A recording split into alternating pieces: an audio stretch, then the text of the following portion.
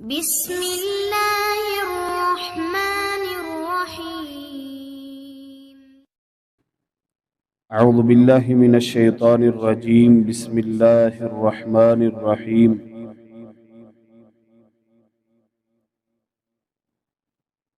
هو اللہ الذی لا الہ الا هو عالم الغیب والشہادہ هو الرحمن الرحیم۔ وقال اللہ تبارک وتعالی فی مقام آخر، شاہد اللہ انہ لا الہ الا ہو والملائکۃ وأولو العلم قائما بالقسط لا الہ الا هو العزیز الحکیم۔ وقال النبی صلی اللہ علیہ وسلم، من مات وهو يعلم أنه لا إله إلا الله دخل الجنہ۔ تمام قسم کی تعریفات و تسبیحات اللہ احکم الحاکمین کے لیے، جو پوری کائنات کا خالق و مالک ہے، حاجت روا مشکل کشا ہے، داتا و دستگیر ہے، غوث اعظم ہے، حی اور قیوم ہے، علی کل شیء قدیر ہے، فعال لما یرید ہے۔ وہ رب کبریا کہ وہ جس سے چاہے سوال کرے، لیکن اس سے کوئی سوال نہیں کر سکتا، جس کے علاوہ کوئی معبود برحق نہیں۔ لاکھوں کروڑوں درود و سلام اس ہستی اقدس و مقدس پر، جن کا نام نامی اسم گرامی محمد اکرم صلی اللہ علیہ وبارک وسلم ہے۔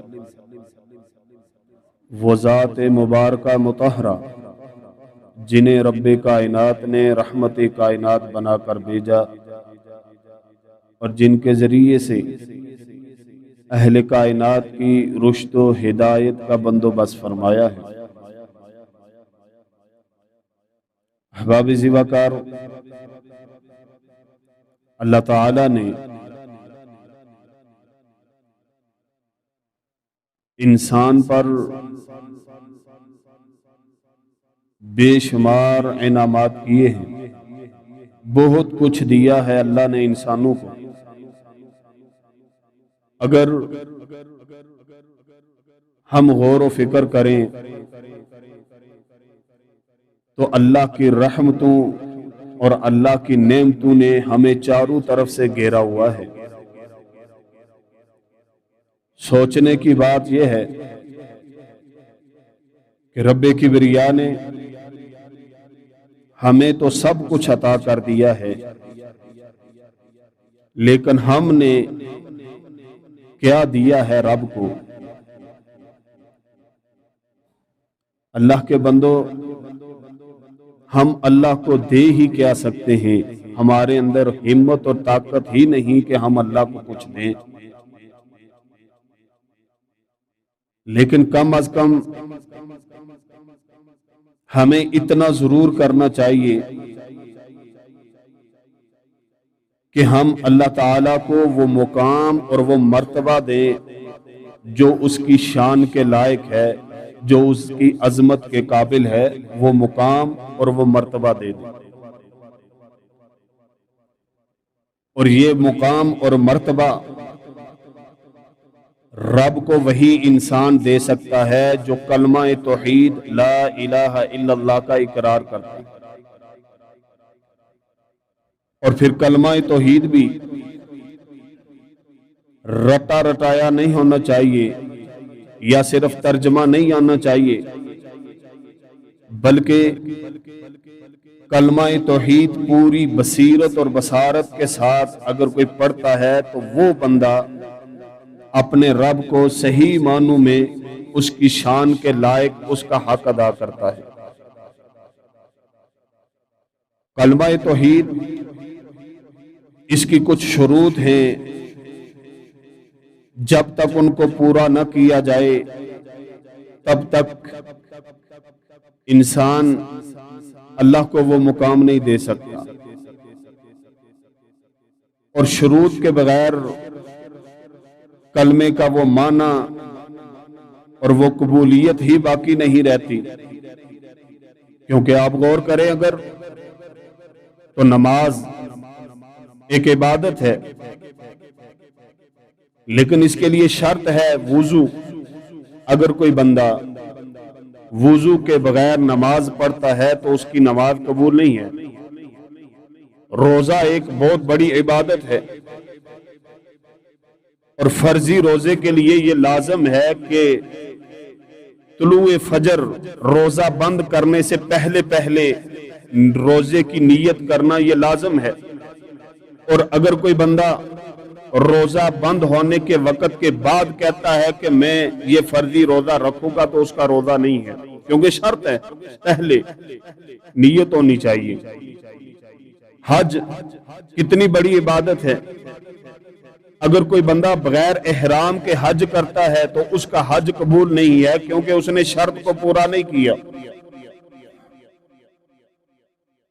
یہ جزوی عبادات ہیں، ان کے لیے شروط کا اتنا خیال رکھا گیا ہے، تو پھر یہ کیسے ہو سکتا ہے کہ جو کلمہ پورے دین کی بنیاد ہے، ان سب عبادات کی قبولیت کی بنیاد ہے، کلمہ طیبہ لا الہ الا اللہ، توحید کا اقرار، جب اسی کو شروط کے بغیر ادا کیا جائے تو پھر یہ کیسے قبول ہو جائے گا؟ آج اگر ہم نظر دوڑائیں تو ہمارے مسلمان کلمے سے ناواقف ہیں، کتنی عمر گزر جاتی ہے لیکن کلمے کے بارے میں علم نہیں۔ ہمیں صرف اتنا پتا ہے کہ لا الہ الا اللہ محمد الرسول اللہ کلمہ ہے، سکولوں میں پڑھایا جائے گا، مسجدوں میں پڑھایا جائے گا، لیکن جو کلمے کا مقصد ہے، جو صحیح کلمے کا حق ہے، اس کو ادا کیسے کرنا ہے وہ طریقہ کسی کو نہیں معلوم۔ اور ہم مسلمان کس لیے ہیں؟ ہم سمجھتے ہیں کہ میں بھی مسلمان اس لیے ہوں کہ میرا باپ مسلمان تھا، میرا دادا مسلمان ہے، میں مسلمان گھر میں پیدا ہوا، میں مسلمان معاشرے میں رہتا ہوں، میرا اٹھنا بیٹھنا مسلمانوں میں ہے، میں اس لیے مسلمان ہوں۔ لیکن جو مسلمان حقیقی مسلمان ہوتا ہے اور حقیقی مسلمان بنتا کیسے ہے، اس کے بارے میں کسی کو فکر نہیں ہے۔ آج تک کیا ہم نے کبھی کلمے کے بارے میں تعلیمات حاصل کرنے کے بارے میں غور کیا ہے؟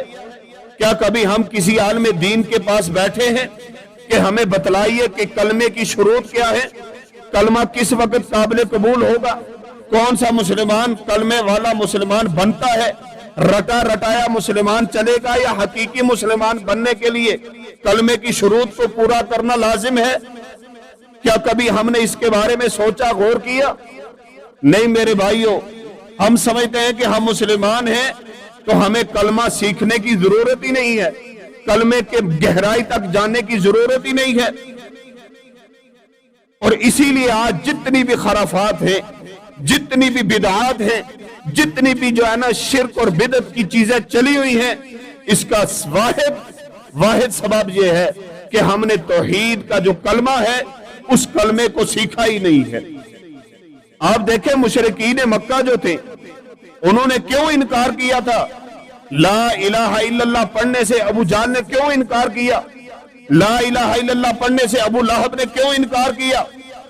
ان کو پتا تھا لا الہ الا اللہ پڑھیں گے تو لات منات عزا کو چھوڑنا پڑے گا، لا الہ الا اللہ پڑھیں گے یہ جو 360 بت ہم نے سجائے ہیں ان کو باہر پھینکنا پڑے گا، لا الہ الا اللہ پڑھ لیا تو یہ جو ہماری دکانیں چل رہی ہیں، یہ جو ہماری چودراہٹ چل رہی ہے، یہ سب ختم ہو جائے گی، کیونکہ لا الہ الا اللہ کا मतलब ही ये है कि हर किसी की चौधराहट को खत्म करके, हर किसी की इबादत को छोड़ करके, हर किसी को बड़ा मानते हुए छोड़ करके एक अल्लाह को बड़ा मानना, एक अल्लाह की इबादत करना, एक अल्लाह के सामने सर झुकाना, एक अल्लाह की नजरों नियाज मांगना, एक अल्लाह के सामने हाथ उठाना, सर उठाना, झुकाना, हर तरह का क़याम हो, रुकू हो, सजदा हो, नजर हो, नियाज हो, पुकार हो, कोई भी चीज हो जो इबादत कहलाएगी वो रब के लिए है।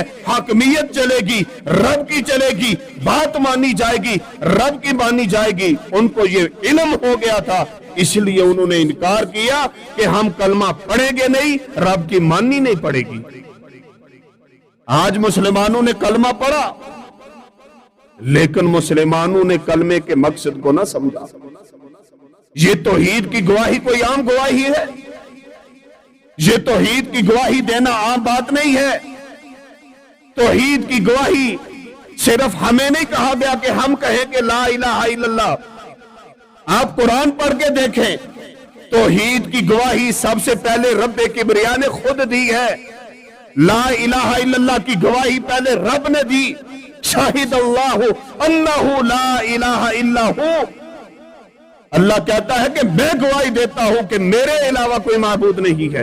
पहले रब खुद गवाही दे रहा है कि मैं गवाही देता हूं रब किबरिया कि मेरे अलावा कोई इबादत के लायक नहीं, मैं गवाही देता हूं। वल मलाइका, फिर फरिश्ते भी गवाही देते हैं।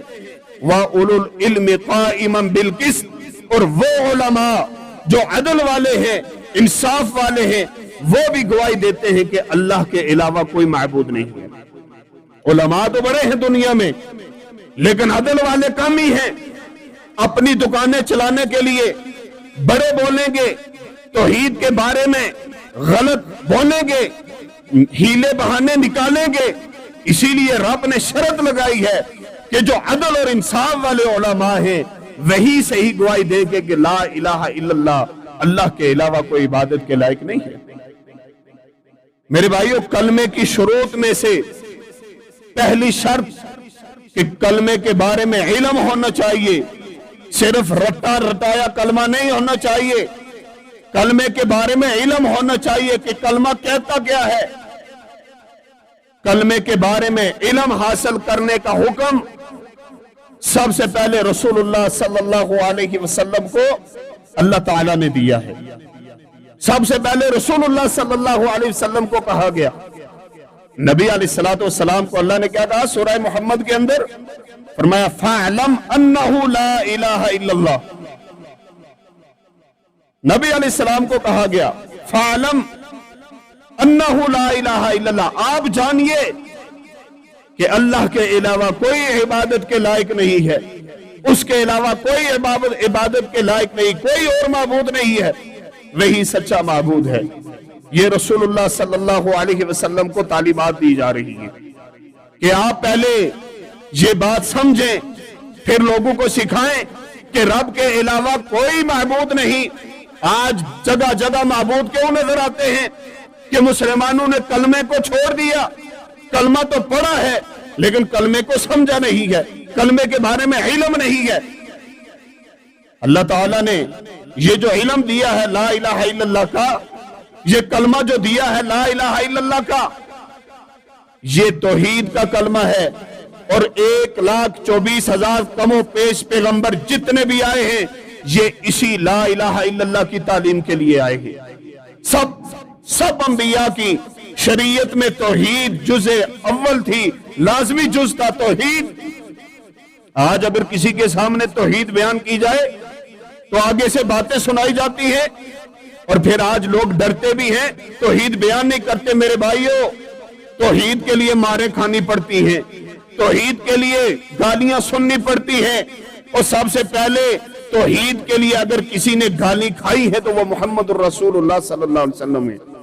जब आपने पहाड़ पे खड़े होकर कहा था कि लोगों ला इलाहा इल्लल्लाह तुम कह लो, लात मनात उज्जा की इबादत को छोड़ दो, इनकार कर दो, एक अल्लाह की वहदानियत को अपना लो, एक रब के सामने सजदा करने का इकरार कर लो, ला इलाहा इल्लल्लाह का इकरार कर लो, दुनिया के मालिक बन जाओगे। پہلی دعوت تھی توحید کی، پہلا موقع تھا توحید کا رسول اللہ صلی اللہ علیہ وسلم کا، تو وہاں پہ سکا چچا اٹھ کے کہتا ہے کہ اے محمد صلی اللہ علیہ وسلم تیرے ہاتھ ٹوٹ جائیں، تو ہمیں اس لیے بلایا تھا یہاں پہ۔ اور اگر کوئی بندہ توحید کی خاطر گالیاں پڑتی ہیں اس کو، مارے پڑتی ہیں اس کو، تو وہ نبی صلی اللہ علیہ وسلم کے نقش قدم پہ چل رہا ہے۔ اور ہمارا معاشرہ یہ کام کرتا ہے کہ اگر کوئی توحید کی دعوت دے تو اس کو برا بلا کہا جاتا ہے، اس کو مختلف القابات کے ساتھ پکارا جاتا ہے، اس کو پتہ نہیں کیا کیا کچھ کہا جاتا ہے، اور یہ سب چیزیں برداشت کرنی پڑتی ہیں، کیونکہ توحید لا الہ الا اللہ اتنا آسان نہیں ہے کہنا، اس کے لیے قربانیاں دینی پڑتی ہیں۔ اور اس کا علم کا، لا الہ الا اللہ جاننے کا حکم یہ رب کبریا نے سب سے پہلے رسول اللہ صلی اللہ علیہ وسلم کو دیا، فَاعْلَمْ أَنَّهُ لَا إِلَهَ إِلَّا اللَّهُ۔ اور پھر اسی کے متعلق رسول اللہ صلی اللہ علیہ وسلم کا فرمان صحیح مسلم کے اندر ہے، نبی صلی اللہ علیہ وسلم کے صحابی سیدنا عثمان بن عفان رضی اللہ تعالیٰ عنہ فرماتے ہیں کہ رسول اللہ صلی اللہ علیہ وسلم نے فرمایا، من مات وهو يعلم انه لا الہ الا اللہ، جو بندہ اس حال میں مرا، اس کو موت آئی تو اس حالت میں موت آئی کہ یعلم انه لا الہ الا اللہ، وہ جانتا تھا کہ لا الہ الا اللہ کیا چیز ہے، اس کو علم تھا لا الہ الا اللہ کے بارے میں، داخل الجنہ، وہ جنت میں داخل ہوگا۔ جنت کے داخلے کے لیے لا الہ الا اللہ کا علم ہونا ضروری ہے۔ میرے بھائیوں، یہ بات اچھی طرح ذہن نشین کر لیں، شیطان کے بہکاوے میں مت آئیں، اپنے آپ کو دھوکے میں مت رکھیں، معاشرے سے نہ گھبرائیں۔ یہ دنیا 4 دن کی زندگی ہے، کتنی ہماری زندگیاں گزر چکی ہیں، باقی کتنے لمحات ہیں کسی کو معلوم نہیں۔ کیوں نہ ہو اپنی زندگی توحید کے اوپر لگا دے، کوئی مخالفت کرتا ہے تو کرتا رہے، کوئی لڑائی جھگڑا کرتا ہے تو کرنے دیں، آپ صبر کریں، اگر کوئی آپ سے ناراض ہوتا ہے تو ہونے دیں، لیکن آپ توحید کو نہ چھوڑیں، رسول اللہ صلی اللہ علیہ وسلم کو نہ چھوڑیں۔ اگر آج دنیا کو اپنے سامنے راضی رکھنے کی کوشش کریں گے تو یاد رکھنا کل قیامت کے دن جب دنیا راضی ہونے والی چاند جو ہے نا چھوڑ دے گی آپ کو، وہاں کوئی آپ کا نہیں بنے گا۔ اور اگر آج آپ نے رسول اللہ کو ساتھ لے لیا، رسول اللہ کو اپنا اپنا لیا، رسول اللہ کی تعلیمات پر عمل کر لیا، توحید کے اوپر چل پڑے، تو کل جب سارے چھوڑ دیں گے تو رسول اللہ صلی اللہ علیہ وسلم کی شفاعت ملے گی۔ جہاں پہ حقدار ہوں گے، ہم جنت کے حقدار بنیں گے رسول اللہ کی سفارش کی وجہ سے۔ لیکن اگر ہمیں لا الہ الا اللہ کا علم نہ ہوا، اگر ہم نے نہ سمجھا کہ لا الہ الا اللہ کہتا کیا ہے، تو پھر میرے بھائیو یاد رکھنا سفارش رسول اللہ کی نہیں ملے گی۔ اور اگر رسول اللہ نے سفارش کرنے سے انکار کر دیا تو پھر کیسے ممکن ہے کہ جنت ملے گی؟ کیسے جنت میں جا سکیں گے؟ توحید یہ لازمی جز ہے، کوئی عبادت اللہ قبول نہیں کرتا جب تک توحید نہ ہو۔ یہ توحید کے بارے میں پڑھیں، توحید کے بارے میں علم حاصل کریں۔ یہ لا الہ الا اللہ اس کا مطلب کیا ہے دیکھیں، علم ہونا چاہیے۔ اللہ کے رسول کیا کہہ رہے ہیں؟ یعلم انہ لا الہ الا اللہ، وہ جانتا ہو کہ لا الہ الا اللہ کیا ہے۔ اور لا الہ الا اللہ صرف یہ نہیں ہے کہ آپ زبان سے پڑھتے رہیں، آپ کو پتا ہونا چاہیے کہ لا الہ الا اللہ کے اندر 2 چیزیں ہیں۔ سب سے پہلے لا الہ الا اللہ کے اندر 2 چیزیں ہیں، یہ سمجھیں۔ اگر کوئی بندہ صرف یہ کہتا ہے نا اللہ معبود ہے، اللہ معبود ہے، اس کا بھی کوئی فائدہ نہیں۔ اللہ نے کیا کہا؟ لا الہ، سب سے پہلے نفی کرنی ہے کہ دنیا کے اندر معبود کوئی ہے ہی نہیں، کوئی معبود نہیں ہے، جتنے بھی ہیں باطل ہیں الا اللہ۔ پھر گواہی دینی ہے کہ پہلے کہا معبود نہیں ہے، پھر کہا کہ ہاں ایک ہے اور وہ اللہ تعالیٰ ہے۔ پہلے معبودان باطلہ کی نفی لازمی ہے، جو نفی نہیں کرتا اس کی توحید بھی خطرے میں ہے۔ نفی لازمی ہے، جتنے بھی معبودان باطلا ہیں سب کی نفی کرنی لازمی ہے. اس کے بعد توحید کا اقرار کرنا ہے کہ ہاں جتنے بھی معبود باطل ہیں ان کا ہم انکار کرتے ہیں, صرف ایک اللہ کو اپنا معبود مانتے ہیں اور صرف اسی کے سامنے اپنے سر کو جھکاتے ہیں. اسی لیے بلال نے مارے کھائی ہیں, اسی لیے سیدہ سمیہ قربان ہوئی ہیں, اسی لیے تو نبی صلی اللہ علیہ وسلم کو مارا گیا. اور کیا تکلیف تھی مکہ والوں کو؟ وہ مکہ والے جو نبی صلی اللہ علیہ وسلم کو صادق امین کہنے والے, انہوں نے کیوں پتھر مارے رسول اللہ صلی اللہ علیہ وسلم کو؟ انہوں نے کیوں آپ صلی اللہ علیہ وسلم کے گلوئے اطہر میں چادر کو ڈال کر ان کو آپ صلی اللہ علیہ وسلم کے گلوئے اطہر کو دبایا گیا؟ آپ کے کندھوں پہ گندی اوجری کیوں رکھی گئی؟ آپ صلی اللہ علیہ وسلم کے سر مبارک کو زخمی کیوں کیا گیا؟ کیا نبی صلی اللہ علیہ وسلم کی کوئی باڑی کا مسئلہ تھا, جائیداد کا مسئلہ تھا؟ نہیں میرے بھائیوں, سب کچھ جانتے تھے اور صرف اسی توحید کی وجہ سے, اسی لا الہ الا اللہ کی دعوت کی وجہ سے وہ نبی صلی اللہ علیہ وسلم کے دشمن بنے. جب انہوں نے مار کر دبانے کی کوشش کی, نبی صلی اللہ علیہ وسلم نہیں دبے, پھر آگے واپس آ کر کہتے ہیں اے محمد صلی اللہ علیہ وسلم, آپ کو اگر کوئی مالدار مال چاہیے تو ہم تمہیں اپنا سب سے امیر آدمی بنا دیں گے, اگر تمہیں کوئی خوبصورت عورت چاہیے تو جتنی چاہے لے لینا, ہم لا کر دیں گے, اگر تم چاہتے ہو کہ تمہارے جیسا بنگلہ کسی کا نہ ہو, ہم دینے کے لیے تیار ہیں, لیکن یہ جو دعوت آپ دے رہے ہیں یہ چھوڑ دو. اور رسول اللہ صلی اللہ علیہ وسلم نے فرمایا نہیں, یہ قوم میرے ایک ہاتھ پہ سورج رکھ دے, دوسرے پہ چاند رکھ دے, میں محمد صلی اللہ علیہ وسلم اس دعوت سے پیچھے ہٹنے والا نہیں. یہ توحید کی دعوت ہے, یہ کانٹوں پہ چلنے والی دعوت ہے. آج لوگوں کو یہ کڑوی آج بھی لگتی ہے, لوگ آج بھی اس کو برا جانتے ہیں. کوئی توحید کی دعوت دے کر تو دیکھے. میرے بھائیو, یہاں جتنے میرے بھائی بیٹھے ہیں, خدا کے لیے آپ کا خیر خواہ ہوں, اتنے آپ کے سامنے جو بات کر رہا ہوں, اللہ کی قسم آپ کی آخرت کی بھلائی چاہتے ہیں کہ آپ کی آخرت بچ جائے, آپ جہنم کا ایندھن بننے سے بچ جائیں, آپ لوگوں کی باتوں میں نہ آئیں, لوگوں کی مخالفتوں کو نہ دیکھیں, آپ رسول اللہ صلی اللہ علیہ وسلم کے فرمان کو دیکھیں, آپ قرآن کو دیکھیں, آپ کسی کی باتوں کی طرف توجہ نہ کریں. قرآن آپ کے پاس موجود ہے, آپ اس قرآن کو پکڑیں, اس کو پڑھیں کہ قرآن کہتا کیا ہے, توحید کی دعوت کیسے دیتا ہے. سب سے زیادہ توحید کی دعوت قرآن کے اندر موجود ہے, لیکن مسئلہ یہ ہے کہ ہم نے قرآن کو بھی چھوڑا ہوا ہے. ہمیں علم کیسے ہو؟ یہ کلمہ جو ہم نے پڑھا ہے اس کو سمجھیں بھی پہلے علم ہونا چاہیے. علم کیا؟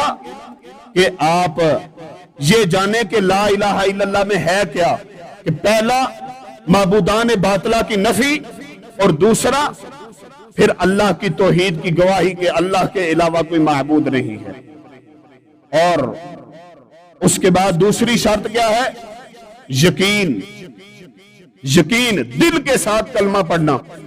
میرے بھائیو, اگر کسی کے دل کے اندر یقین نہیں ہے, اگر کوئی صدق کے دل سے سچے یقین کے ساتھ کلمہ نہیں پڑھتا, اس کا ایمان نہیں ہے, اس کے ایمان میں شک ہوگا, اور وہ بندہ خود بخود ہی کفر کی طرف چلا جائے گا, خود بخود اس کے دل سے ایمان نکل جائے گا, منافقت اس میں آ جائے گی, کفر اس میں آ جائے گا, کیونکہ ایمان اس دل میں رہتا ہے جس دل کے اندر سچائی ہوتی ہے, یقین ہوتا ہے, اطمینان ہوتا ہے.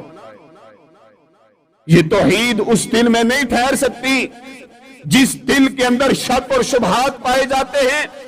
رب کے بارے میں کوئی شک نہیں ہونا چاہیے, رب کے بارے میں یقین کامل ہونا چاہیے کہ وہ ہمارا رب ہے, اور جس کو ہم نے رب اور معبود مان لیا ہے اس میں کسی قسم کا شک نہیں کہ وہی ہمارا رب ہے اور رہے گا. اور یہاں پہ ایک اور بات آپ کو بتا دوں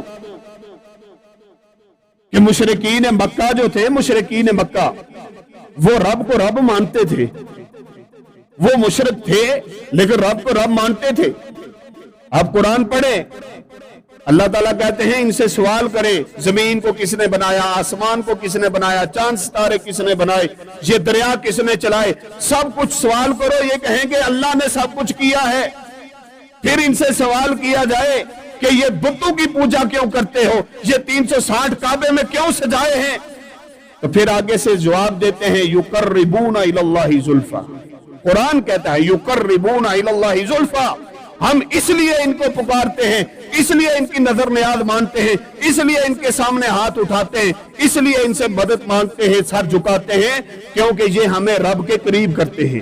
ہماری ڈائریکٹ رب نہیں سنتا، ہم گناہگار ہیں، لہذا یہ نیک ہیں، ان کے ذریعے سے رب ہماری سنتا ہے۔ کیا آج ہم مسلمانوں کا بھی یہ عقیدہ نہیں کہ رب جو ہے نا ڈائریکٹ نہیں سنتا، وسیلے سے رب سنے گا؟ جو رب شارگ سے بھی زیادہ قریب ہے وہ رب ڈائریکٹ سنتا ہے۔ آپ پکار کے تو دیکھیں، آپ پکار کے تو دیکھیں ذرا، ہم مسلمانوں نے کہاں کہاں تک ہم پہنچ چکے ہیں، کس جگہ پہ ہم جا کر کھڑے ہوئے، اپنے ایمان ہم گنوا رہے ہیں۔ میرے بھائیوں، ہم میں سے ہر بندہ اپنے بارے میں غور کرے، کسی کو نشانہ نہ بنائے، اپنے بارے میں ہر بندہ غور کرے کہ میں کس حالت میں ہوں، کیا کلمے کے بارے میں یہ چیزیں مجھے معلوم ہیں یا نہیں۔ دو چیزیں آج میں نے بیان کی ہیں، پہلا کہ کلمے کے بارے میں علم ہونا چاہیے،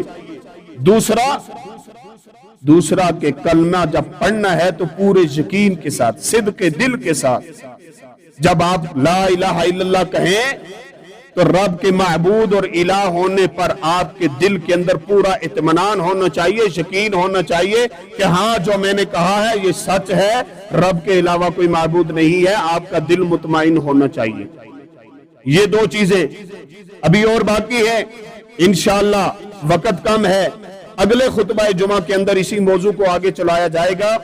آپ احباب سے گزارش ہے کہ جو چیزیں بیان ہوئی ہیں ان کو بھی اپنے پاس اچھی طرح محفوظ کر لیں، ذہنوں میں بٹھا لیں، اور اس کے مطابق آپ تحقیق کریں، عقیدہ توحید سیکھیں، اور انشاءاللہ اگلے خطبہ جمعہ کے اندر جو باتیں بیان ہوں گی ان کو بھی سمجھنا اور اس کے مطابق اپنی زندگی گزارنا، تاکہ ہمارا کلمہ جو ہے وہ صحیح معنوں میں ادا ہو جائے اور اللہ کے ہاں قابل قبول ہو جائے اور ہم آخرت کے اندر کامیاب ہو جائیں۔ اللہ تعالیٰ سے دعا ہے کہ اللہ تعالیٰ ہمیں صحیح معنوں کے اندر کلمہ توحید سمجھنے کی اور اس کے مطابق عمل پیرا ہونے کی توفیق عطا فرمائے۔ وما علینا